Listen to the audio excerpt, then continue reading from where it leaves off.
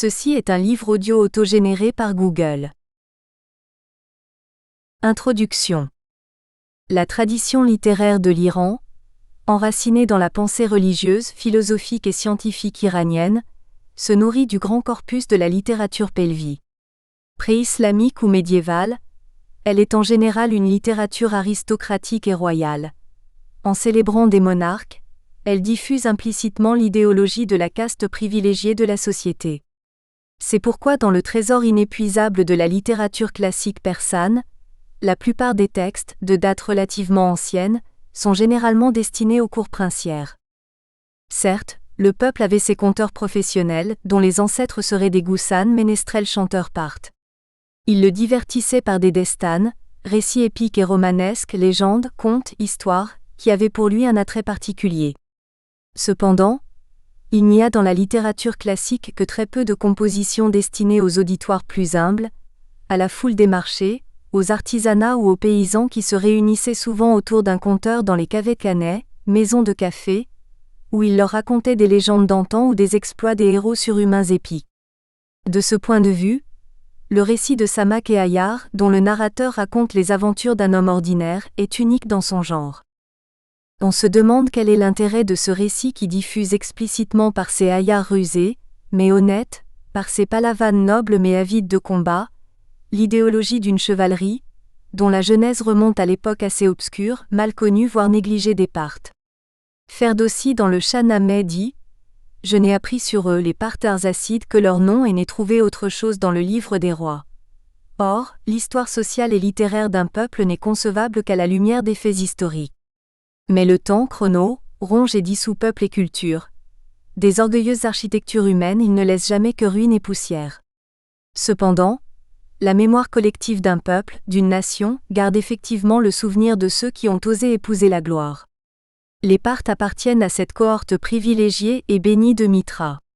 En dépit de l'énoncé de Ferdowsi, les Parthes, les vrais fondateurs de l'identité iranienne, existaient, et la période des grandes batailles menées par les Arsacides avait vu l'apparition de grandes légendes nationales comme Ayadjari Zariran, mémorial de Zarir, du récit didactique comme Draxt Assurik, arbre assyrien, le palmier, des romans d'amour tels Vie et Ramin, Biyen et Manijeh, et du récit d'amour et d'aventure de Samak et Ayar.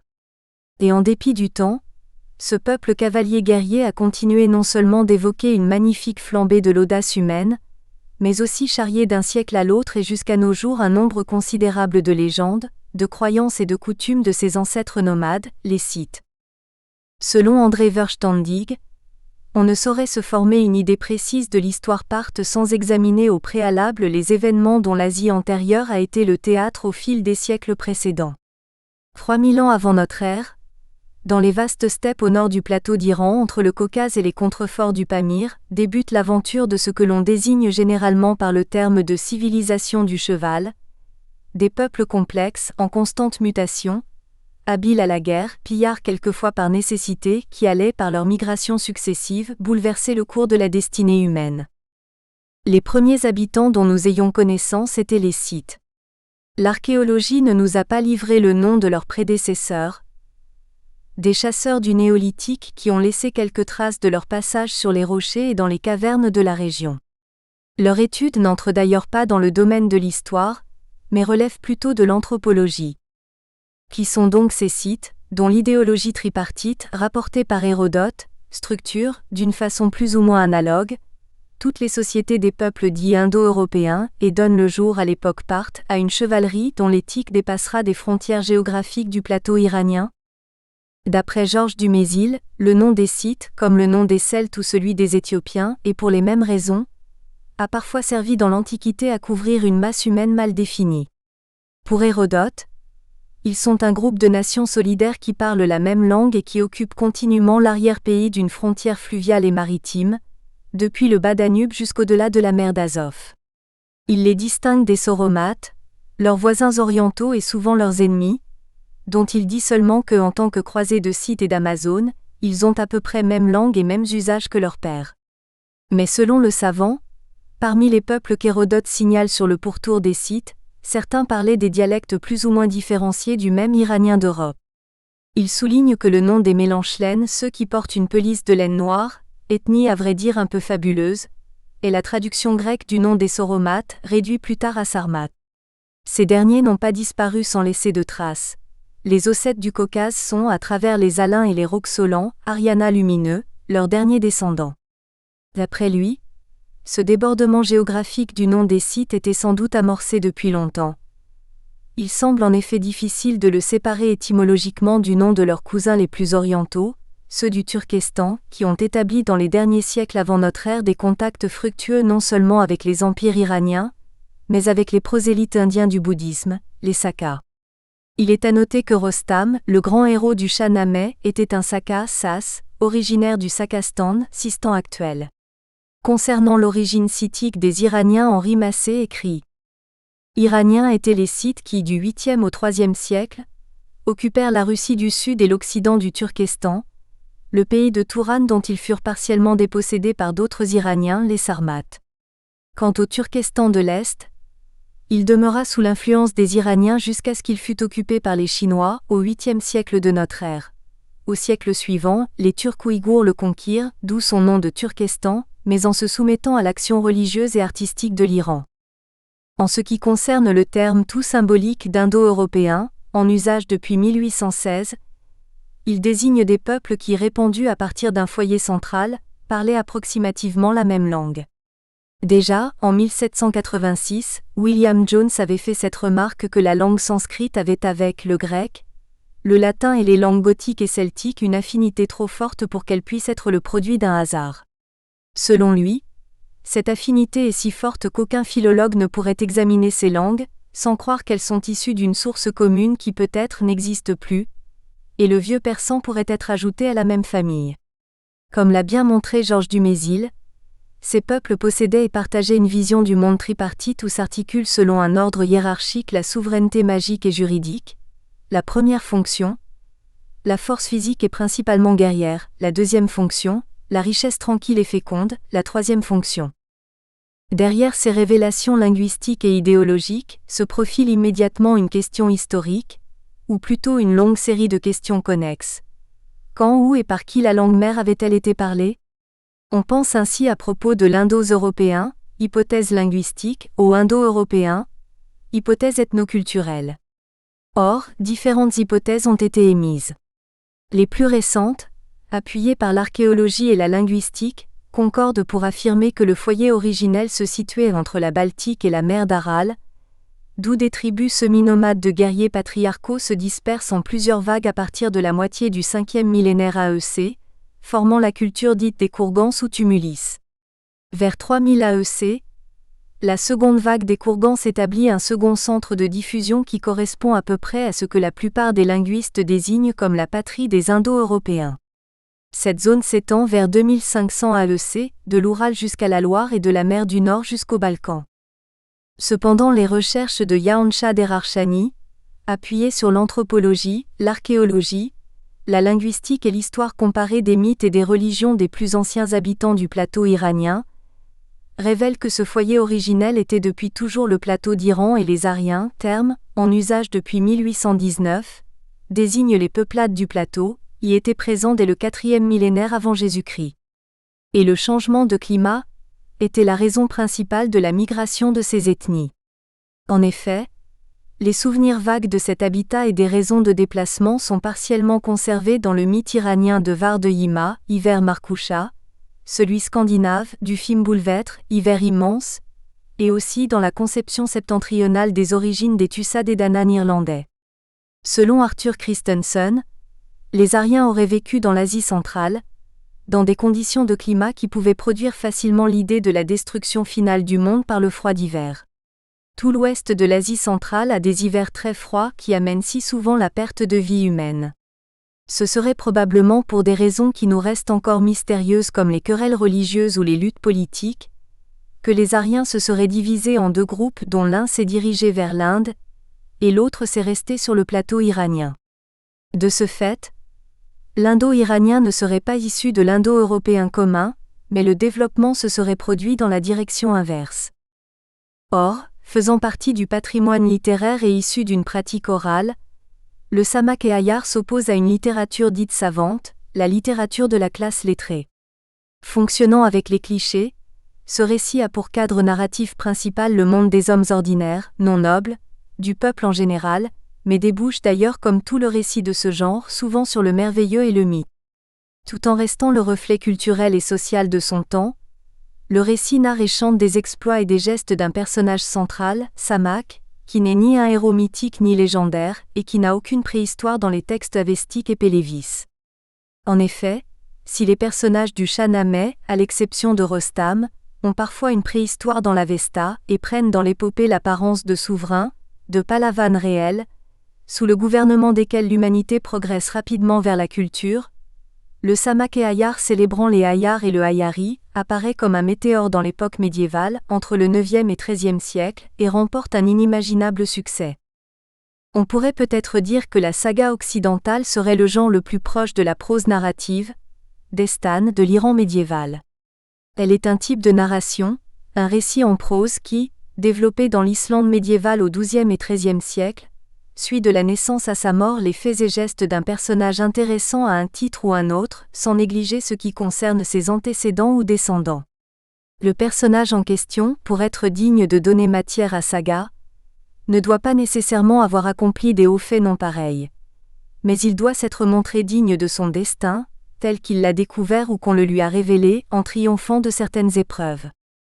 Empruntés à diverses sources, les thèmes et les motifs du Samak et Ayar, dont l'origine remonte à l'époque parthe, reflétant la religion, les traditions et les coutumes des Scythes, revivifient le culte de Mitra, la déesse mère des tribus scythiques, particulièrement celle des Sas et des Sarmates.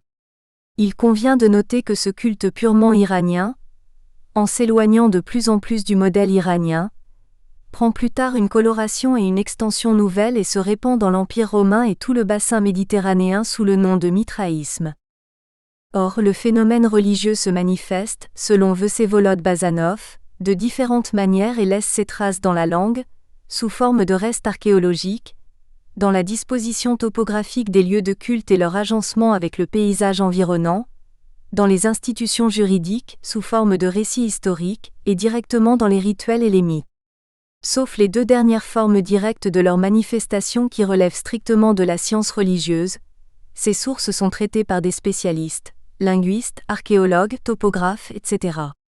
Dans chacun de ces domaines, sauf l'archéologie peut-être, la pénurie des sources pour les époques très anciennes est vivement ressentie, mais il en est autrement pour l'histoire de la religion.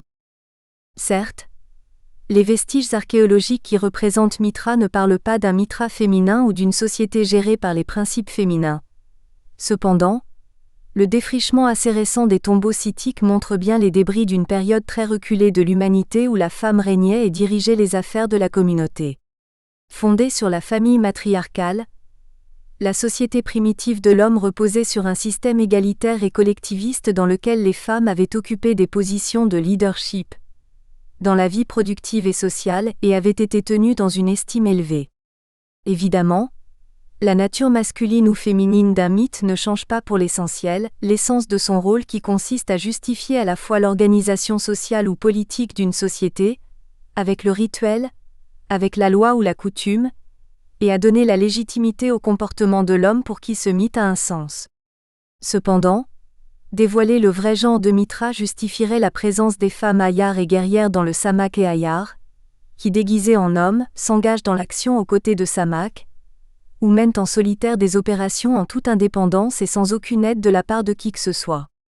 Il justifierait également la présence active de ces héroïnes dans le récit d'Abu Moslem Nameh, qui est d'ailleurs une production littéraire de l'époque islamique de l'Iran. Curieusement, la question de la participation des femmes dans cette littérature romanesque n'a encore jamais été soulevée dans son ensemble, ni même celle de ces femmes Ayar, alors que le seul fait de leur existence et de leur excellence aurait dû susciter la curiosité, et d'autant plus que le phénomène Ayar en lui-même demeure en grande partie mal connu à ce jour.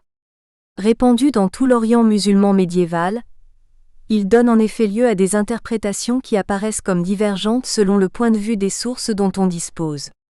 Les Ayars sont autant dépréciés dans l'essentiel des chroniques historiques arabes, qu'ils sont magnifiés dans les romans persans en prose. Dans les récits mentionnés ci-dessus, le respect pour la femme est presque total. Les récits gardent très peu de traces de la misogynie généralement répandue dans ce genre de récits. La femme y jouit d'une grande liberté. Sans troubler ni violer l'ordre social, elle est presque indépendante de l'homme et a la liberté de se consacrer au métier de Hayari durant sa vie, au moins aussi longtemps qu'elle en est capable ou que les circonstances, mariage ou grossesse, ne la détournent pas de cette résolution. Elle est libre surtout en matière de mariage, et est seule à en décider les conditions. On se demande d'où vient ce respect insolite de la femme à une époque où la religion ne présente qu'une image perverse de la femme. Et pourquoi la littérature médiévale, savante aussi bien que populaire, composée tout entière par des hommes, et principalement pour des hommes, fait-elle curieusement l'éloge de la femme et de l'amour, profane en même temps que mystique? Comment pourrait être interprété le rôle dominant des personnages féminins chez un Gorgani, un Ésami ou dans cet énoncé de Ferdowsi? La femme est secourable dans les peines. Une femme calme les passions d'un jeune homme, qu'il porte une couronne ou qu'il soit péléwan. Elle lui inspire le culte de Dieu Yazdan, elle est son guide pour tout ce qui est bien. Comment la femme, considérée comme diabolique, indiscrète, mauvaise, lubrique autant que la vipère, l'habile autant que l'anguille, et la source de tout le malheur de l'homme sur terre peut-elle inspirer à l'homme le culte de Yazdan? Qui est donc ce Yazdan? Or, le culte de Mitra, observé du XIVe siècle avant Jésus-Christ en Orient jusqu'au Ve siècle de notre ère en Occident, est le premier culte religieux connu chez les peuples indo-européens. Mais contrairement aux idées hypothétiques qui considèrent Mitra comme un dieu solaire indo-iranien, cette divinité serait la déesse mère du panthéon des Mèdes. Hérodote est le seul qui a comparé le culte de Mitra avec celui de Vénus. Les Assyriens appellent cette déesse Maïlita, les Arabes Alila, les Perses Mitra. Histoire, I-131. Si le patriarcat dans la société grecque était à tel point rigide et intolérant que l'accès au temple même des déesses était interdit aux femmes, si une femme entrait au temple d'Artémis, la mort était son châtiment. Par contre, la porte des sanctuaires de Mitra réservée aux initiations du culte, était non seulement ouverte pour les femmes, mais elles y prenaient place dans le rôle de marraines, de prêtresses et d'archiprêtresses. Les femmes, chez les peuples dotés de l'institution des mystères, se trouvaient donc ainsi placées dans une condition égale à celle des hommes. Félix Lajare écrit : leur émancipation, comme conséquence du principe de la libre admission au mystère, est un fait important, qui ne me semble pas avoir été remarqué, peut-être parce que le principe même d'où découle cette émancipation a jusqu'ici échappé à l'attention des historiens et des archéologues. L'émancipation des femmes, personne ne l'ignore ni le conteste, fut dans tous les temps, dans tous les lieux, un grand pas vers la civilisation, un moyen puissant d'en hâter même le progrès et le développement. D'après lui, l'émancipation des femmes par l'admission au mystère sert à nous faire comprendre comment, sous des gouvernements despotiques, protecteurs de l'esclavage et de la polygamie, des femmes purent non seulement monter sur le trône en réduisant leur époux à la seule condition de mari de la reine, mais acquérir une telle influence qu'U'. Une grande réforme religieuse fut la conséquence de cet événement politique. Il altérait profondément les rapports intimes que le sacerdoce avait établis entre les institutions religieuses et les institutions civiles. Le roi ne pouvait plus être assimilé au soleil déifié, et la reine à la lune également déifiée. La mémoire collective forme une partie intégrante de tout individu, où tout ce qui en nous n'est pas éclairé par la connaissance rationnelle appartient aux mythes. Les mythes sont inséparables de toute pensée dont ils forment un élément essentiel et vital. Sans eux, la conscience humaine est mutilée, blessée à mort. D'une manière générale, quand l'histoire et l'archéologie n'arrivent pas à expliquer le sens des phénomènes, ce sont des mythes qui commencent à les interpréter. Ils sont donc, selon Gilbert Durand, les référentiels derniers à partir desquels l'histoire se comprend. C'est le mythe qui en quelque sorte distribue les rôles de l'histoire et permet de décider ce qui fait le moment historique, l'âme d'une époque, d'un siècle, d'un âge de la vie.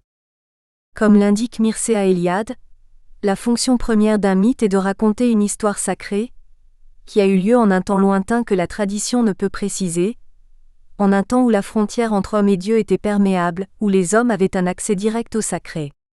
Pour l'homme archaïque ou médiéval, le mythe était une vérité qui appartenait au domaine du vécu, du quotidien.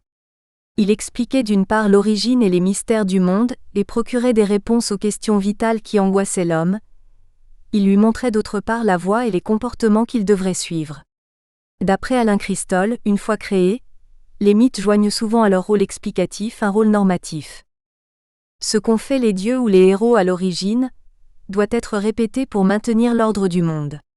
Il y a donc un va-et-vient entre des comportements qui reproduisent le mythe, et le mythe, justification ultime de ces comportements. Ce double rôle du mythe n'existe qu'à l'intérieur d'un cadre idéologique et religieux donné. Il faut donc distinguer la structure narrative du mythe et le codage idéologique qui permet de le comprendre et lui donne sa raison d'être. S'appuyant sur ces prémices, ce travail de recherche envisage d'étudier le Hayari ou la chevalerie iranienne à travers le culte de la déesse mère Mitra. De ce fait, l'ambition de ce travail de recherche n'est pas d'analyser le récit de Samak et Hayar ou de réinterpréter le thème de Hayari, qui depuis la publication du récit en 1959 était l'objet d'un grand nombre de recherches minutieuses en Iran, dont les plus importantes sont celles de Parviz Natel Khanlareux et de Mohammad Jafar Majoub.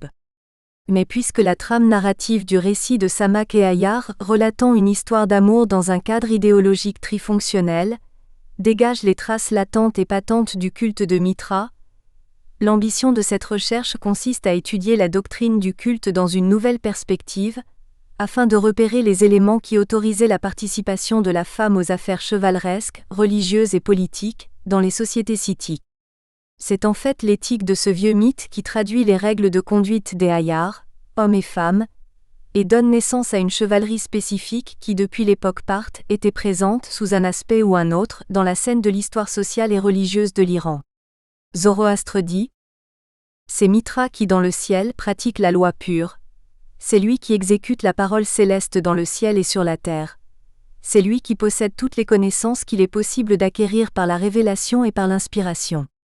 Il est grand, Mitra, lui qui agit avec droiture, qui porte le zour force pure, qui est revêtu d'un habit pur et excellent, le Essadéré Sadré et le Kosti qui exécute en haut l'excellente loi des Masdéinans. Or en matière de mythologie et d'histoire légendaire comparée, pour éviter des erreurs, il faut une méthode sûre à établir des critères qui permettent de constater s'il y a une dépendance quelconque, origine commune ou emprunt, entre telle légende d'un peuple et telle légende d'un autre peuple. On pourra donner comme règle que là l'on trouve dans deux légendes appartenant à deux peuples une même série de motifs qui se suivent dans le même ordre, bien qu'ils ne soient pas liés entre eux par le lien des apostrophes. Une nécessité logique, il y a dépendance. Ainsi, l'envergure de cette recherche dépassera naturellement de beaucoup les limites posées par le titre. Poursuivant les idées du Mésilienne, et en s'appuyant sur les travaux les plus anciens élaborés sur le culte de Mitra, ce travail de recherche essayera de démontrer comment les textes avestiques et pélévis ont pris la totalité d'un mythe très populaire et très ancré du plateau afin d'en faire une divinité subalterne pour Ahura Mazda. Cette archéologie des mythes et des légendes permettra également de repérer les sources très reculées du récit, dont le monde mystérieux scythique constitue la toile de fond. D'après Claude Lévi-Strauss, lorsqu'un schème mythique passe d'une population à une autre, d'une organisation sociale à une autre, le mythe commence par s'appauvrir et se brouiller. Mais on peut saisir un passage à la limite où, au lieu de s'abolir définitivement en perdant tous ses contours, le mythe s'inverse et regagne une partie de sa précision. Au domaine mythique s'ajoutent les idées de l'historien Georges Duby, qui affirme que l'histoire socio-culturelle de chaque nation peut être perturbée par des phénomènes d'acculturation. Une culture peut, à un certain moment de son évolution, se trouver dominée, envahie, pénétrée par une culture extérieure, soit par l'effet de traumatismes d'origine politique, tels que l'invasion ou la colonisation, soit par l'action d'infiltrations insidieuses par l'incidence de mécanismes de fascination ou de conversion, eux-mêmes consécutifs à l'inégale vigueur, à l'inégal développement, à l'inégale séduction de civilisations affrontées. En effet, on ne peut pas parler avec certitude d'une persistance du culte de Mitra en Iran à travers tant de siècles, mais il est néanmoins évident que le patrimoine spirituel ne se détruit pas avec l'évolution des temps ou par les phénomènes d'acculturation. Il survit jusqu'à nos jours sous des formes différentes. La preuve en serait que le substrat des anciennes religions iraniennes demeure toujours vivace même sous un couvert islamique, et ces substrats doivent être recherchés non pas dans les dogmes de la religion officielle mais dans les vestiges de la religion populaire. Or, quelques caractères distinguent éminemment ce récit d'amour et d'aventure.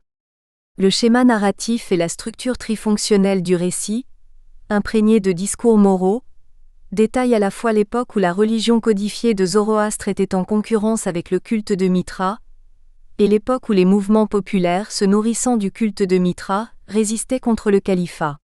Il serait donc pour l'essentiel la transposition d'un ancien système de représentation religieux dans le monde islamique de l'Iran.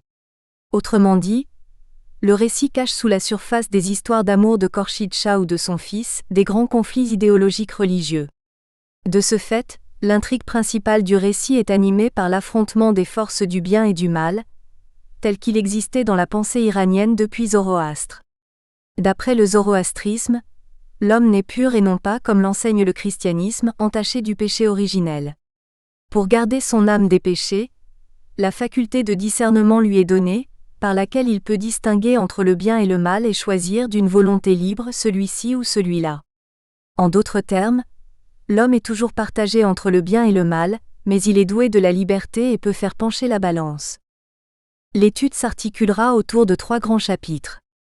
Le premier chapitre commencera par une présentation succincte du récit et de son conteur. Il étudiera la typologie de l'ouvrage et la place qu'il occupe dans le monde littéraire iranien. Ensuite, il tracera le cadre géographique et historique du récit. Le temps historique dans lequel se déroule l'action du récit remonte à l'époque parthe arsacide. Les valeurs qui se dégagent du récit sont celles de la société parthe: légitimité royale, loyauté des vassaux, importance de l'idée de justice, lutte du bien contre le mal et soumission au destin. Ce sont des idées typiquement iraniennes qui tirent leurs origines d'une morale spécifique et véhiculent à la fois la littérature épique, romanesque et populaire. Puisque l'époque féodale des Parthes est le berceau originaire du récit, le chapitre étudiera également la structure sociale et politique de l'époque parthe afin de dévoiler la parenté qui existe entre les Parthes et d'autres peuples iranophones, surtout les Alains, que l'histoire connaît sous le nom des Scythes. L'ambition de ce repérage consiste à démontrer que Samak et Ayar fait partie du corpus des légendes scythiques.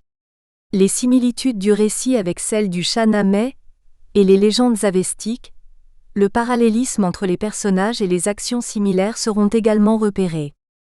Le Samak et Ayar est un récit de caractère épique qui, à l'instar du Shahnameh, assemble au mieux la mémoire que l'Iranien avait de son passé pré-islamique à l'époque médiévale. Mais contrairement à l'épopée, dont le caractère épique est animé par un patriotisme ardent, célébrant la vaillance militaire et la loyauté vassalique, le caractère épique du récit est animé par l'amour. Célébrant les Ayars, il fait l'éloge de la femme. De ce point de vue, il se rapproche aussi bien du roman courtois oriental qu'occidental. Dans le deuxième chapitre, en s'appuyant sur le schéma tripartite ou quadripartite de la société antique et médiévale des Indo-Iraniens tel qu'il a été présenté par Georges Dumézil, la typologie des personnages et leurs fonctions sociales dans le contexte féodal de la société parthe ou médiévale seront étudiés. Puisque ces personnages sont strictement liés à une idéologie religieuse spécifique, le culte de Mitra et la conception de Ayari seront également étudiés. Dans ce chapitre, les sources archaïques de la chevalerie iranienne, figurées partiellement dans les légendes sur les Nartes et dans les diverses légendes épiques des peuples iranophones du Caucase, ainsi que les caractéristiques de Mitra déesse mère et les sociétés matriarcales seront étudiées. En effet, les traces de ce matriarcat sont aussi bien saisissables dans le Samak et Ayar, le Shahnameh, le Vi et Ramin, le Khosrow et Shirin que dans les romans de Tristan et Iseult et les textes mythologiques irlandais.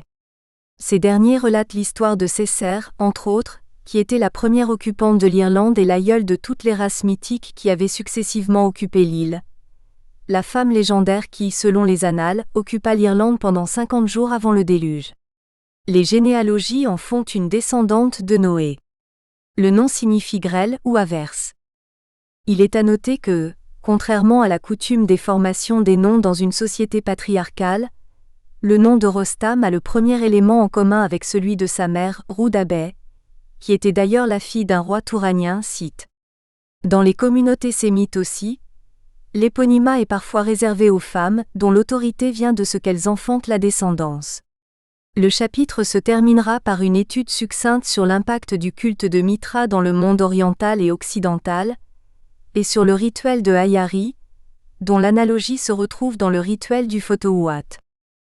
Puisque le Samak et Ayar est le remaniement d'une épopée romanesque parthe, et que les Parthes étaient les frères sédentaires des Scythes nomades, le 3e chapitre étudiera certains thèmes déguisement, enlèvement, mariage, vengeance et symboles, chiffres, plantes, animal, présentés dans le récit afin de dévoiler un arrière-plan scythique dans lequel ces thèmes et symboles portent en soi certaines connotations mythico-religieuses provenant du culte de Mithra. Il essayera de montrer comment ces thèmes et symboles transportés par les Alains au monde occidental, la France en particulier, y ont trouvé un nouveau jour et une nouvelle signification. Or, la femme est le pivot principal de toutes les aventures chevaleresques du récit. Cela rend donc indispensable de développer le thème en étudiant les personnages féminins qui y figurent. Car on ne met pas au centre d'un récit une femme, bien-aimée, Ayar guerrière, magicienne sorcière, musicienne, si l'on n'accorde pas un grand intérêt à la féminité. Alors, la place de la femme dans la société mithriaque, parthe et médiévale sera étudiée. Le chapitre étudiera aussi le problème du merveilleux, au caractère religieux, et repérera ensuite ce qu'entendent par le merveilleux le conteur médiéval et son public. Il se terminera par une étude des symboles spatio-temporels du récit, qui sont purement mithriaques. Translittération. Dans ce travail de recherche, la transcription des mots avestiques est conforme à l'usage, sauf dans les citations où la transcription de l'auteur a été respectée. Le signe diacritique de S dans le Yast et le Bundaisen se prononce comme le son CH en français. Le signe de C dans le mot Sinka, prononcé comme le mot choice en anglais, sera désigné par la lettre TCH. Le signe de ou l'apostrophe dans les mots comme Ayar ou Assad désignera la lettre N qui est l'équivalent du son A. Quant au nom propre, DJ de Jamshid se prononce comme la lettre G en anglais, KH de Khosrow et X de Ixatra se prononcent comme CH allemand dans le mot Hartung. Le son Gen, dans les mots persans comme Simorg et Mog, égale le mage zoroastrien sera désigné par GH. La prononciation est proche de celle de R en français. Le son GH à accent circonflexe F, dans les mots comme Gabou, sera désigné par la lettre Q comme Kabou, la prononciation est proche de celle de R en français. Les noms de personnages ou de lieux connus des pays occidentaux seront conservés sous leur forme usuelle en français. Pour conserver les habitudes graphiques, il n'y aura pas de transcription ou de changement pour les noms des auteurs référés. Chapitre 1 – Présentation de l'œuvre. Introduction. Les plus remarquables caractéristiques de la culture populaire, classées souvent dans la catégorie de folklore, sont l'oralité et l'absence d'un créateur individuel. Le terme folklore désignant le savoir du peuple est, d'après l'anthropologue française Nicole Belmont, un savoir réel, mais inconscient qui emprunte des formes et des voies indirectes pour se manifester. Évoquant surtout les traditions régionales, il ne s'intéresse qu'aux mythes, contes, coutumes et croyances des peuples. C'est pourquoi le mot folklore se déguise souvent sous les noms d'ethnologie, d'anthropologie culturelle, d'ethnosociologie, ou bien se cache dans les plis de l'histoire des religions et des mentalités. Ainsi, il recueille et compare les idées qui vivent encore dans notre temps mais ne sont pas de notre temps. De cette définition, les récits, les chansons et toutes sortes de coutumes et traditions qui existent fréquemment dans les milieux ruraux seraient les meilleurs exemples d'une littérature populaire. Ils représentent le goût naturel, la simple expression de la pensée et les sentiments délicats et purs des villageois et des bergers. En cela, la littérature populaire s'opposerait sûrement à une littérature élitiste qui s'adresse plutôt à des lecteurs ou auditeurs privilégiés. Par ailleurs, d'après la classification des genres, un récit populaire se caractérise avant tout par l'anonymat et l'oralité, de même que par un style formulaire et répétitif, ce qui indique son appartenance à un contexte socioculturel anhistorique. En effet, c'est surtout grâce au contenu de ces récits qu'on peut souvent acquérir une grande connaissance sur la culture et les traditions d'une nation. C'est le cas du livre de Samak et Ayar qui, célébrant la chevalerie iranienne, possède aussi une forte armature idéologique dans laquelle on reconnaît l'affrontement de deux principes opposés iraniens, Ahura et Ahriman.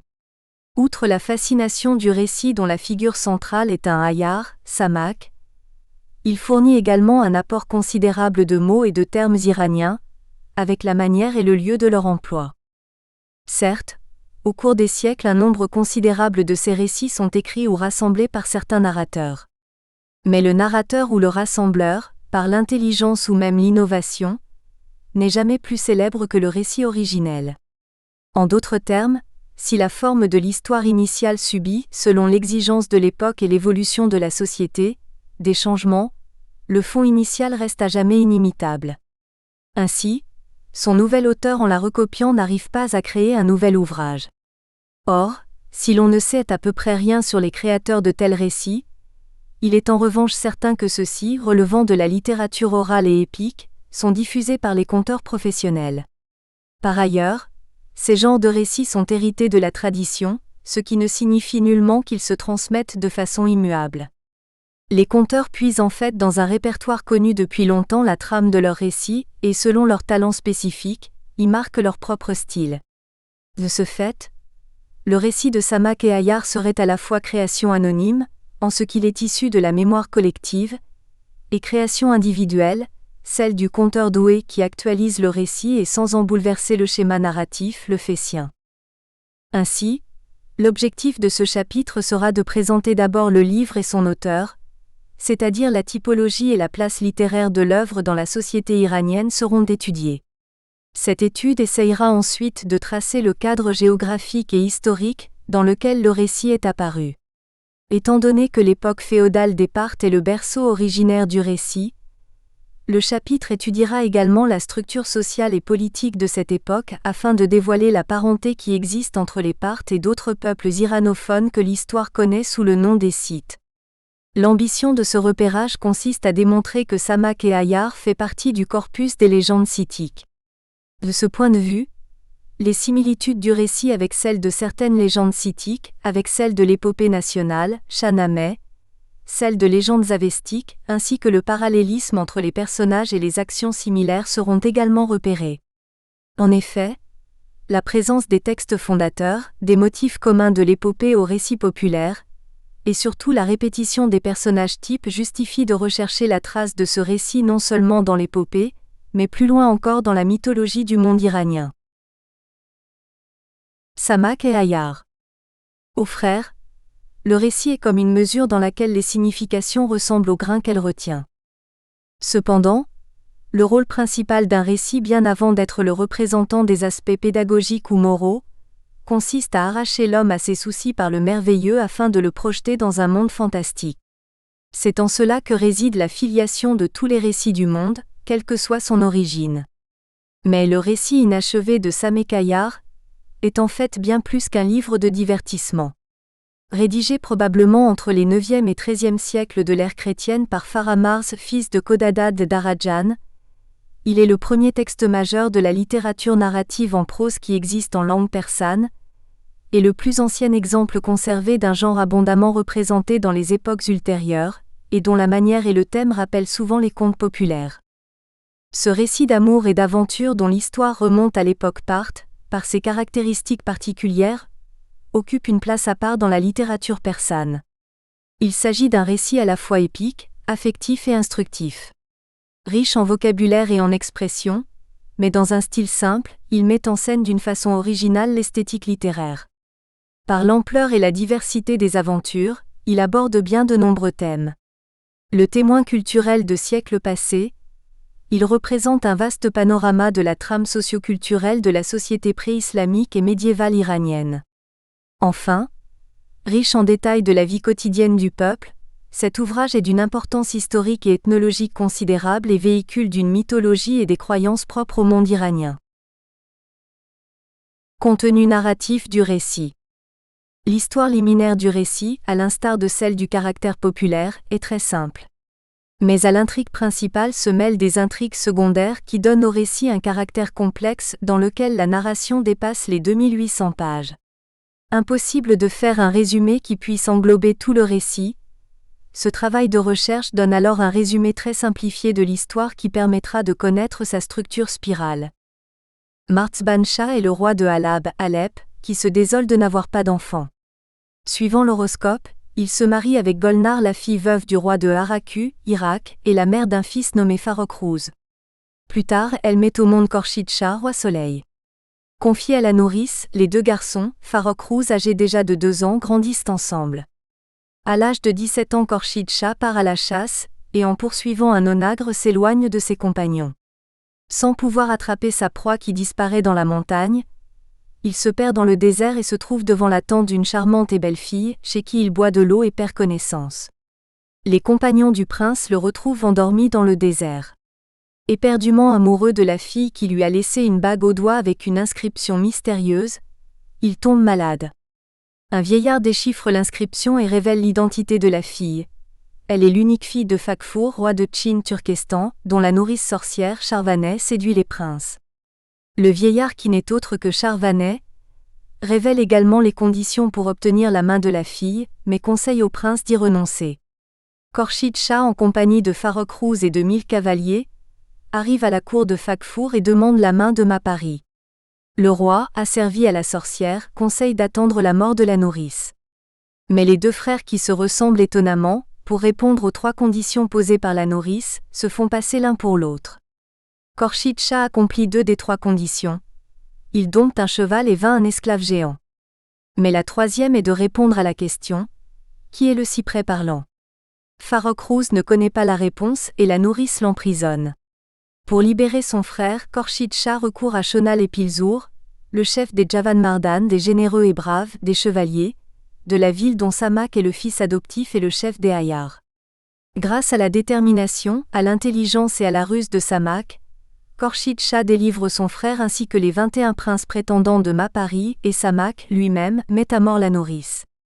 Mehran, le vizir de Faghfur, pour écarter Khorshid Shah en faveur de son fils qui est amoureux de Mapari, provoque un combat singulier entre les 22 princes prétendants. Mel, le fils de Mehran qui voulait empêcher par ruse la victoire définitive de Khorshid Shah, est assassiné par Samak. Le mariage du prince et de Mapari est fixé 10 jours plus tard. Le jour du mariage, Mehran, pour se venger de Samak, fait accepter au roi un plan qui le débarrassera des Hayars et des Javanmardan qui menacent son pouvoir.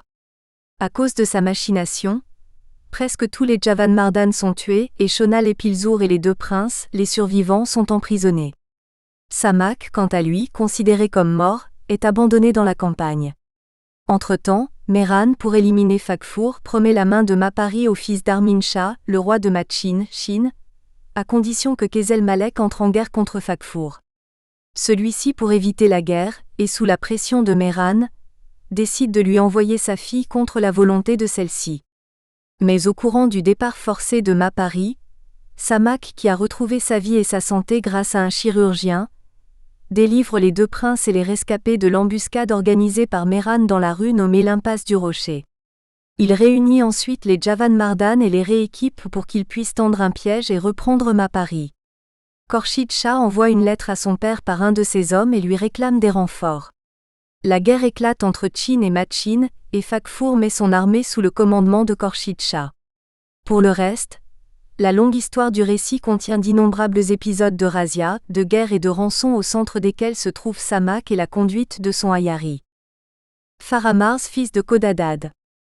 Comme tous les compilateurs des contes populaires, Faramars fait partie de ces conteurs dont la vie s'efface derrière l'œuvre. Tout ce que l'on sait de lui se déduit donc de l'examen de son récit. Selon Parviz Natel Kanlare, l'éditeur et le correcteur du livre, le Samak et Hayar semble être l'unique œuvre de Faramars dont la personnalité n'a été ni mentionnée ni évoquée dans aucun autre ouvrage. Le rédacteur du manuscrit, 3 tomes, conservé à la Bodleian Library d'Oxford, Housley 379, 380 et 381, ne nous a laissé aucune trace ni autre document signé de sa main, mais il s'est nommé en quelques passages du livre, notamment dans l'introduction du tome 3, 4e volume chez le correcteur du livre, et dans celle de la traduction du récit en turc, tome 2, Faramars, fils de Kodadad, fils de Abdollah, scribe natif d'Arajan. Cependant, en plusieurs passages, il exprime précisément qu'il n'est que le compilateur du livre et que Sadaqeh, fils de Abolkassem, est le narrateur de cette belle histoire. Mais ensuite, ainsi raconte le compilateur du livre, Faramars, fils de Kodadad, du narrateur du récit Sadakat Ebn Abolkassem Shirazi, de Shiraz. Un jour, un groupe d'amis m'a demandé un récit HE accent aigu K à accent circonflexe YATI, et j'ai commencé cette histoire le mardi 4 du mois Jomadi 1er de l'an 585 de l'Hégire, 20 juin 1189. Tome 4, page 3. Bien que Sadaqeh et Faramars appartiennent tous les deux à la province du Fars, sud-ouest de l'Iran, la manière de la rédaction du livre et d'autres détails du récit, selon Parviz Natel Kanlareux, font penser au fait que la composition de la version originale du livre aurait été de manière presque sûre composée dans l'est de l'Iran, c'est-à-dire dans le Grand Khorasan. En ce qui concerne la date de composition du livre, il est aussi difficile de confirmer l'exactitude de la date de 20 juin 1189. Car elle est écrite sur une feuille plus récente que les autres, et son écriture ressemble plutôt à celle des manuscrits des premières années du XVe siècle. Par ailleurs, plusieurs feuilles du manuscrit original manquent et un autre scribe, imitant quelque peu le style de l'original, les a recopiées et insérées dans l'ouvrage original. C'est dans ces feuilles que le copiste a exercé également certaines modifications selon son propre goût. Il y a inséré des vers signés par de poètes tels que Hafez, tome 1, page 50, et Kajwi Kermani, tome 1, page 51, qui ont vécu dans les dernières années du XIVe siècle. Ainsi, l'époque de la composition de l'original et celle de sa rédaction définitive sont inconnues. On y trouve des vers de poètes des XIe et XIIe siècles empruntés notamment à Vi et Ramin de Gorgani, tome 1, page 20, aux poètes Massoud Salman, Katran Tabrizi, Moedzi et Sadi. Mais beaucoup d'autres vers sont les œuvres de poètes inconnus. Pour ce qui est de l'ancienneté de l'histoire du récit, celle-ci, par certains indices, remonte sans aucun doute à l'époque pré-islamique de l'Iran. Parviz Natel Kanlareux rapproche l'épisode de la dénomination de Khorshid Shah à celle du roi mythique Manoucher selon le Bundaïzen, le manuel de cosmologie mazdéen. Une nourrice amène le nouveau-né chez Marzban Shah juste au moment où les premiers rayons du soleil levant illuminent le visage du roi. C'est grâce à cette coïncidence que le roi nomme son fils Khorshid Shah, tome 1, page 8. Mais selon lui, l'abondance des prénoms turcs dans le récit est assez convaincante pour lui attribuer une date de rénovation qui ne serait pas postérieure aux dernières années du XIIe siècle, c'est-à-dire la fin du règne des Seldjoukides en Iran. Style de Faramars. Dans le récit de Samak et Ayar, Faramars a magnifiquement cristallisé une tradition populaire qui remémore comme le Shahnameh les fastes de l'ancien Iran. Sa façon de raconter est plus proche de la tonalité épique que de la continuité narrative romanesque. Il raconte avec la même ardeur aussi bien les scènes essentielles de l'histoire que celles sans importance. Il y a unité dans le sujet et dans la suite des événements, unité de style et de langage et accord dans les traditions. L'étendue de l'ouvrage ajoute aussi quelque chose au mérite artistique de Faramars. Dans une action simple et qui ne languit pas, se trouve rassemblé un nombre surprenant de faits, de mythes, de traditions, de tableaux de la nature et de scènes humaines ou surhumaines de l'intérêt le plus varié. En effet, deux caractères distinguent éminemment le Samak et Ayar. Les descriptions des événements et des lieux offrent au récit une ampleur et un éclat comparables à celles du Shahnameh. Les scènes touchantes et les sentiments tendres du cœur humain sont rendus avec naturel et une expression pénétrante que les conteurs postérieurs n'ont point dépassé ni peut-être atteint. Contrairement à la langue noble et élégante de l'épopée, la langue de Faramars est simple et dépourvue de subtilité. L'histoire est narrée dans une prose qui se rapproche davantage de la langue populaire que du style littéraire. Les passages les plus littéraires sont ceux de la description de la beauté humaine, de la nature, des scènes de combat et des lettres échangées. Cependant, la simplicité de l'expression et du vocabulaire, de même que l'emploi de certains mots sous forme de prononciation populaire ou vulgaire, ne réduit ni la vigueur des peintures ni l'intérêt de l'action et ni la vivacité des sentiments. Les formes grammaticales des mots et les tournures des phrases sont d'une époque plus ancienne, mais encore en usage. Dans un style simple et clair, sans surcharge de mots arabes, Faramars fait connaître la langue courante de son temps. En effet, l'ouvrage semble être rédigé en vue de la déclamation, d'où les défauts qu'on trouve çà et là dans le récit. Cette imperfection viendrait du fait que le rédacteur adopte lui aussi les expressions propres du narrateur du récit.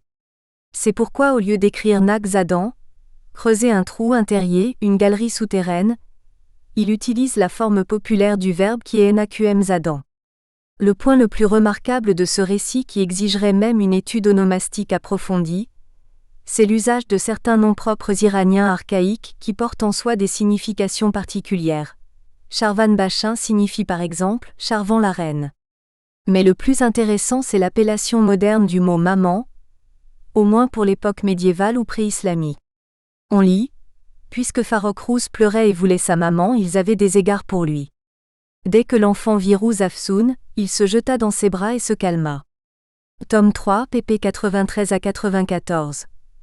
Or, le récit de Samak et Ayar dépeint l'état social et culturel de l'Iran médiéval et donne des informations précieuses non seulement sur la structure des villes, la construction, l'ornementation des demeures, l'aménagement des rues et des quartiers, mais aussi sur la vie des monarques et des paladins, sur les coutumes, les rites de deuil et de fête, sur l'habillement de diverses classes de la société, sur les bonnes manières de manger et de boire et sur les instruments de musique.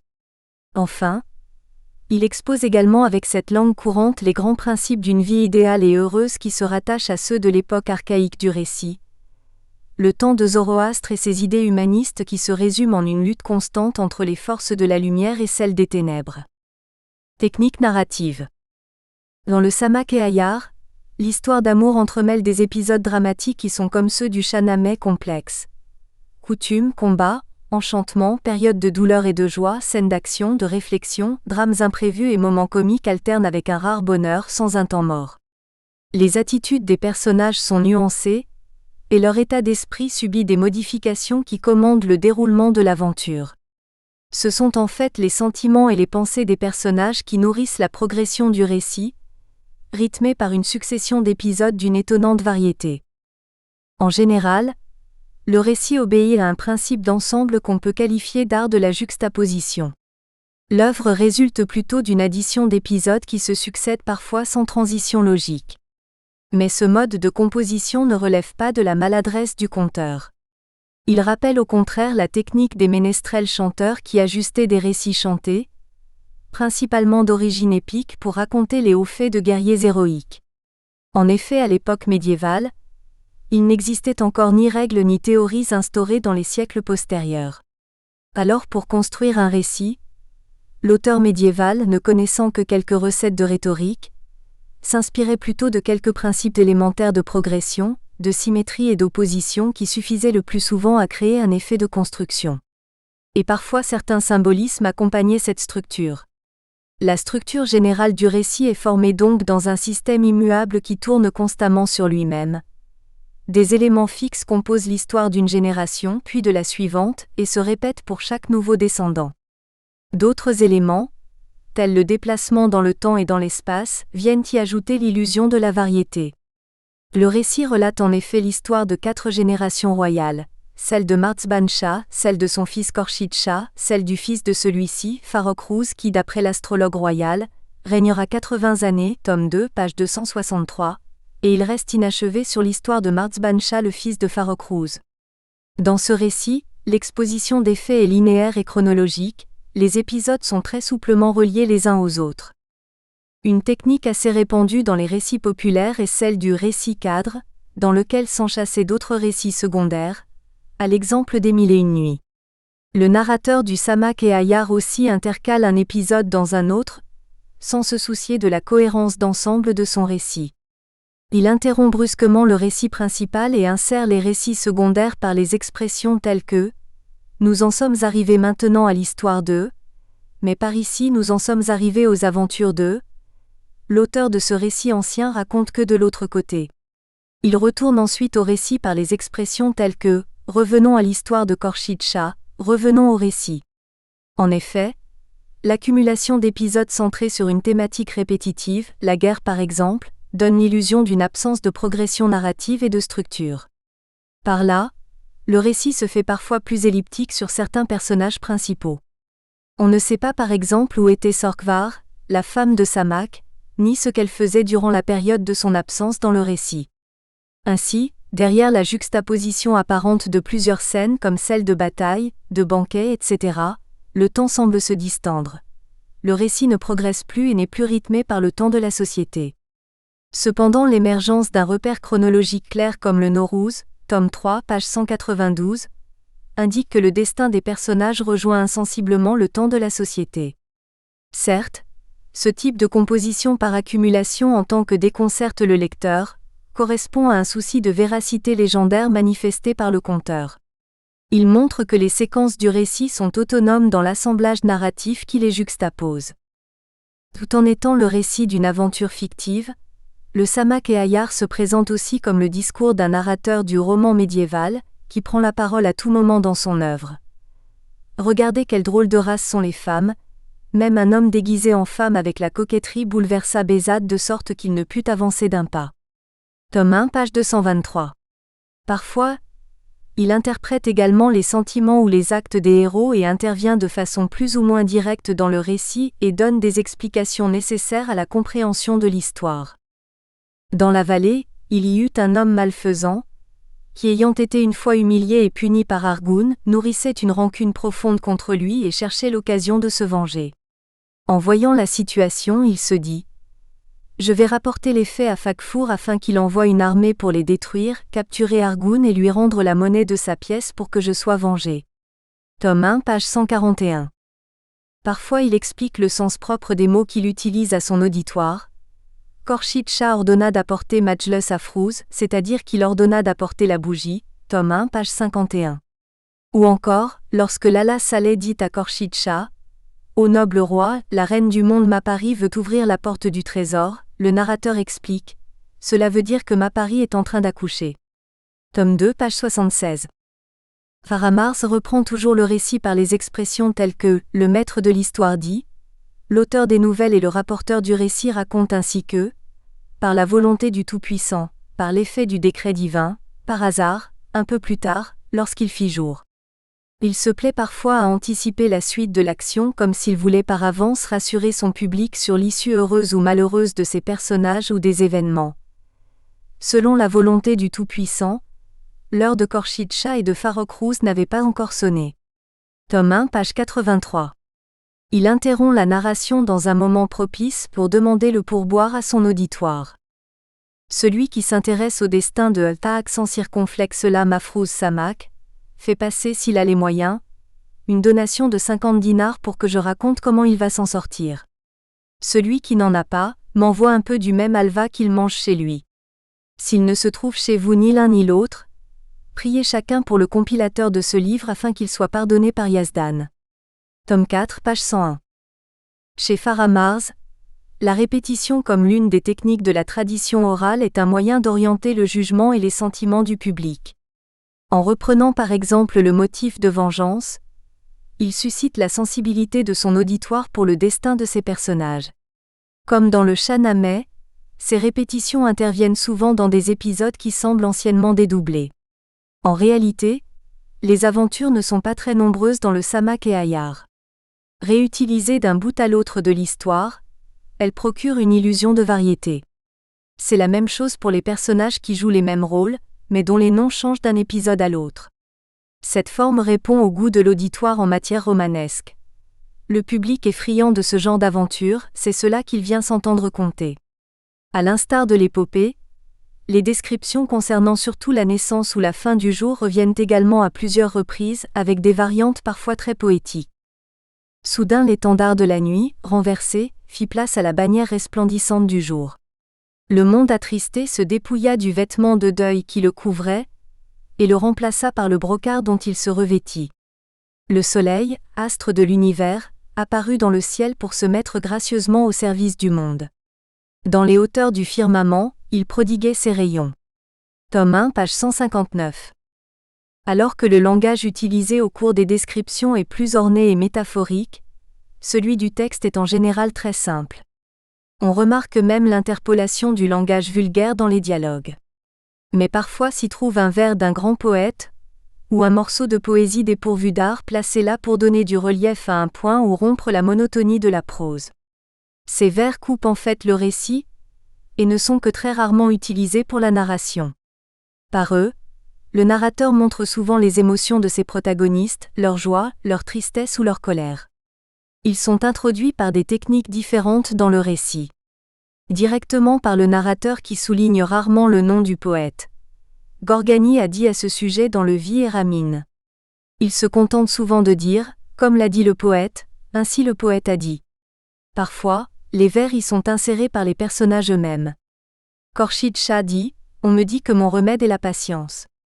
Combien facile est la contemplation de l'effort d'autrui. Tome 1, page 27. Le passé simple est le temps par excellence du récit. Mais le narrateur mêle les temps grammaticaux du passé et ceux du présent. Ainsi, le temps de la légende s'insère parfois dans le temps ordinaire de la vie commune. Comme l'indique Philippe Walter, lorsque le temps de la légende prétend laisser des traces dans le temps de l'existence, c'est plutôt pour mieux garantir sa validité et nullement pour prétendre se conformer purement aux normes du temps réel. De ce fait, il n'est donc pas étonnant de voir une sorte d'anachronisme où l'histoire des héros de l'Antiquité iranienne se déploie dans le temps et le décor de la société féodale médiévale. Il n'est pas étonnant non plus de voir les réalités historiques où les personnages mythiques et légendaires côtoyer le monde médiéval. Ces personnages portent les mêmes armes, les mêmes vêtements et suivent les mêmes usages que les contemporains de l'auteur. C'est ainsi que Faramarz, à travers les querelles des partisans de Sork-Alam, étendard rouge, et de Siya-Alam, étendard noir, fait allusion à une période historique de l'Iran, à l'époque des Safarides, 868-1014, et à la fameuse querelle des Ayar Samaki et Sadaki, évoquée dans le Tariq et Sistan ou l'histoire de Sistan. Tome 2, pp 208 à 359. Samak et Ayar, un conte ou une épopée romanesque? Samak et Ayar pourraient être considérés comme le véritable prototype en prose de tous les récits d'amour et d'aventure de la littérature classique persane. Mais non issus de milieux érudits dans lesquels la littérature persane reconnaît les critères esthétiques de belles-lettres, il est difficile d'associer ce récit à un genre littéraire occidental bien défini. S'agit-il d'un conte, d'un récit mythique, d'une épopée en prose ou d'un roman d'amour? Il est vrai que tous ces genres qui se distinguent d'une part, se confondent d'autre part par le nombre important de similitudes. Car tous ces modes d'expression et de conservation d'un héritage culturel sont d'abord des récits, qui mettent en scène des personnages parmi lesquels se détachent un ou plusieurs héros au cours de péripéties extraordinaires, au bout desquels un ordre, moral, social, culturel, est finalement rétabli ou instauré. Le récit de Samak et Ayar donne ce rôle à Samak et aux Ayar en général. De ce fait, il s'approche de la saga occidentale. Concernant le mot français de récit, Gérard Genette discerne nettement sous ce terme trois notions distinctes. Dans un premier sens, récit désigne l'énoncé narratif, le discours oral ou écrit qui assume la relation d'un événement ou d'une série d'événements. Dans un second sens, il désigne la succession d'événements réels ou fictifs qui font l'objet de ce discours et leurs diverses relations d'enchaînement, d'opposition, de répétition, etc. En un troisième sens, il désigne encore un événement, non plus toutefois celui que l'on raconte, mais celui qui consiste en ce que quelqu'un raconte quelque chose, l'acte de narrer pris en lui-même. Relevé d'une forme de littérature dite populaire, le Samak et Ayar en marque d'emblée le caractère multiple et exige donc une multiplicité d'approches. Le titre du récit possède aussi un caractère qui le différencie des autres récits de ce genre, ce qui ajoute encore à l'originalité de l'œuvre. Le récit ayant comme titre le nom du héros principal, Samak, ne débute pas par lui. Le narrateur raconte d'abord l'histoire de Marzban Shah.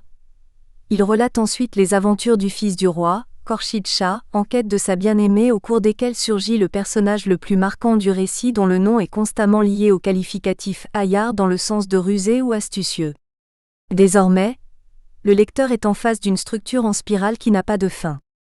Pour comprendre le véritable genre du récit en question, il est donc nécessaire d'éclaircir aussi ce qu'on entend par les genres proposés. Conte. Considéré comme le fondement d'un patrimoine commun à toutes les cultures, le conte, depuis les travaux de Vladimir Propp, s'inscrit à la fois dans le vaste réseau de l'interculturalité et de l'intertextualité. Par définition, il est un récit en prose qui narre des événements imaginaires et donnés comme tels, et cherche à sortir de la réalité par le merveilleux. Il comporte une très grande quantité d'aventures, il raconte toute une vie, de longs voyages, etc., s'étend dans l'espace et le temps. Contrairement au mythe qui rend compte de ce qui a eu lieu, et rapporte l'événement unique d'où tout résulte, le conte rend compte de ce qui a lieu. Il a généralement sa source dans la vie. Mais le conte merveilleux, lui, reflète très peu la vie courante, ainsi tout ce qui vient de la réalité représente une forme secondaire. Cependant, le conte merveilleux qui est souvent né de faits inexactement rapportés ou démesurément grossis et agrandis, lui aussi, tient tout entier dans l'accord de la nécessité intérieure de désir de l'homme et de la nécessité extrême de l'univers. Qu'ils appartiennent au merveilleux et au populaire, les contes ont une particularité: les parties constitutives d'un conte peuvent être transportées sans aucun changement dans un autre conte, et ils prêtent souvent les mêmes fonctions à des personnages différents. Ces fonctions récurrentes apparaissent dans un ordre constant formulé dans un schéma narratif en 5 étapes: situation initiale, complication, action, résolution et situation finale. En réalité, le conte se réduit à un scénario initiatique. Il présente ainsi la structure d'une aventure infiniment grave et responsable. Lutte contre le monstre, obstacles insurmontables à dépasser, énigmes à résoudre, travaux impossibles à accomplir. De plus, les aventures du héros sont rarement gratuites mais concourent à une fin précise. Dans ce sens, l'histoire de Samak et Ayar, suivant le schéma quinaire ou le schéma actantiel, le destinateur, le destinataire, l'objet de la quête, les adjuvants et les opposants de tout conte, pourrait être lu comme un conte initiatique. Khorshid Shah abandonne famille et patrie pour partir à la recherche de Mapari. Pour obtenir la main de la fille, il doit remplir les 3 conditions posées par une nourrice sorcière. Récit mythique. Le terme mythe a plusieurs définitions et différentes acceptions. Il est un récit fabuleux, destiné à expliquer les énigmes du monde, de la civilisation ou d'un groupe d'individus. Inséparable de la religion, il raconte l'histoire de la création du monde par des êtres surnaturels, l'arrivée du héros civilisateur ou de l'ancêtre mythique. Il s'agit donc d'un conte qui raconte une histoire sacrée, non répétable, qui a eu lieu dans un temps primordial. Cette histoire fonde la loi qui unit les hommes et institue à la fois l'alliance et l'interdit. En établissant tous les comportements humains et toutes les institutions sociales et culturelles, le mythe est le modèle exemplaire de toutes les activités humaines significatives. Cependant, fabuleux ou sacrés, les mythes reflètent une vision du monde faite de désirs, d'angoisses et de ruses, qui sont le propre de la nature humaine au-delà des évolutions divergentes de chaque ethnie sur les plans économiques, politiques et sociaux. C'est pourquoi chaque type de civilisation possède ses propres mythes, dieux, démons et rites. La littérature est le véritable conservatoire des mythes, et toute analyse littéraire rencontre inévitablement à un moment donné ou à un autre le mythe. Comportant de nombreuses images mythiques ou symboliques, le récit de Samak et Ayar est émaillé de souvenirs mythiques dont le plus grand nombre est emprunté au vieux fond indo-iranien. Dans ce récit, le naturel et le surnaturel s'enchevêtrent. Au moment où on s'y attend le moins, au détour d'un texte d'amour et d'aventure, on rencontre soudain un personnage sorti des mythes avestiques ou un fragment d'aventure fabuleuse qui se rattache presque maladroitement à l'histoire. Épopée. La remémoration d'un passé collectif, le récit épique narre, dans un style noble, le souvenir d'un événement historique ou mythique transformé par la légende. Inséparable de la mythologie, il prend pour sujet une grande action patriotique, souvent militaire, une lutte contre l'ennemi et les forces du mal. Si les acteurs des mythes sont des dieux, les récits épiques célèbrent des surhommes dont les capacités naturelles rappellent celles des dieux. En effet, de nombreux personnages dont se détache le héros principal remplissent, sans le vouloir toujours, un destin utile à la collectivité par une sorte de prédestination divine ou historique. Ce héros, qui incarne les valeurs culturelles et morales de sa communauté, a souvent existé dans une tradition mythologique antérieure aux poèmes épiques. L'étude approfondie du genre fait révéler 2 types d'épopées. L'épopée à dominante historique et l'épopée à dominante mythologique. Dans la première, les événements décrits ont un fondement historique à partir duquel se déploie la fiction qui réinterprète l'histoire à des fins idéologiques. La seconde correspond à la démarche symétriquement inverse. Elle prend pour point de départ un récit qui s'intéresse au fondement absolu de ses valeurs, révélé par la divinité ou conquise par un héros audacieux, et elle historicise ce récit originel par des références à un univers datable ou réel. De ce point de vue, le récit de Samak et Ayar pourrait être lu dans un contexte à la fois historique et mythique. Concernant le premier type, Samak, Khorshid Shah ou certains personnages du récit seraient l'incarnation légendaire ou folklorique de certains héros ou rois historiques. Le récit narrant les exploits hyperboliques des Ayar s'approche plutôt des récits épiques. Par ailleurs, l'analogie de la structure du récit avec celle du Shahnameh renforce l'hypothèse qu'il aurait probablement existé une version épique de l'histoire d'où dériverait la version en prose ultérieure. Concernant le deuxième type, Samak qualifié de accent circonflexe la mafrouz, illuminant le monde, est tout pénétré des qualités du soleil. Dans ce sens, il serait l'incarnation de Mitra, le dieu solaire avestique, dont les caractéristiques évoquent celles de Vohumana, bonne pensée. Roman. L'exaltation de l'individuel. Le roman se définit comme un genre réflexif qui fait appel aux sentiments et au jugement du lecteur. À la différence du conte, le roman... Nous espérons que vous avez apprécié cet aperçu. Pour continuer à écouter ce livre audio sur Google Play Livres, utilisez le lien dans la description de la vidéo.